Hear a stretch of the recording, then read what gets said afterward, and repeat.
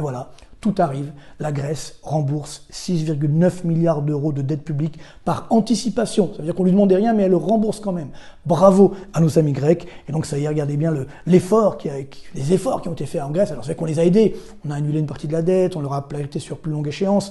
Mais tout de même, ils ont fait le job, tout simplement. La dette publique est passée, vous voyez, de 210%. On est aujourd'hui, donc du PIB, on est aujourd'hui à 137. Et bientôt, on sera autour des 110%. Alors que nous, en France, vous voyez, on est passé vers 60 sur des niveaux de bientôt 120, 130, voire 140%. Donc on sera loin devant numéro 1 de l'Europe en termes de dette publique par rapport au PIB.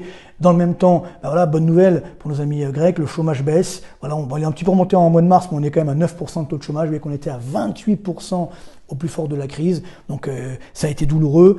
Et surtout, évidemment, le PIB grec avait fortement chuté, de quasiment 30% en quelques années. Là, il est ensuite remonté, mais on est toujours aujourd'hui 14,3% en deçà du niveau du premier trimestre 2008. Ça, c'est pour vous dire que quand une crise commence, elle peut faire mal et elle dure. Et évidemment, c'est compliqué ensuite de redémarrer. Même si les Grecs aujourd'hui ont fait un bon boulot et arrivent à réduire leur dette, mais ça a eu des coûts énormes pour la Grèce.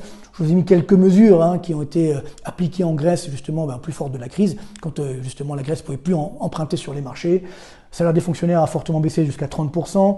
Augmentation du temps de travail légal de 37,5 à 40 heures par semaine. On a augmenté la durée de cotisation retraite, gel des retraites pendant 3 ans, réforme de la fonction publique territoriale. Regardez bien, le nombre de communes est passé de 1034 à 370. Comme quoi c'est possible. Vous voyez, nous on dit non, c'est pas possible. Si, c'est possible. Ouverture de professions fermées, parce qu'évidemment le pays était quand même un petit peu fermé. Privatisation en série, un peu partout, donc ça remet évidemment du cash, alors que nous certains veulent nationaliser, donc d'où va-t-on trouver l'argent pour l'État évidemment. Taxe sur les résidences illégales, bon là il y a une vraie lutte contre la fraude, et pas la fraude des entreprises qui avaient du mal à déclarer l'URSSAF ou autre, la vraie fraude entre guillemets, et donc ça a calmé le jeu, et il y a augmenté le taux de TVA jusqu'à 23% à l'époque. Donc ça pour dire qu'ils ont fait des efforts énormes, et ça paye aujourd'hui, mais tout ça, malheureusement, on aurait pu l'éviter si les Grecs avaient fait des efforts avant. Donc c'est le message qu'on peut avoir pour nous les Français. Si on fait les efforts avant, parce que ça finira par arriver chez nous tout ça. Donc si on fait les efforts maintenant, on pourra éviter d'en arriver là. Mais malheureusement, avec les dirigeants que nous avons, eh bien, ils restent dans le déni de réalité depuis des années, pas que maintenant, mais là ça s'aggrave. Et donc ils ne veulent pas prendre les bonnes mesures. Donc vivement que ça change.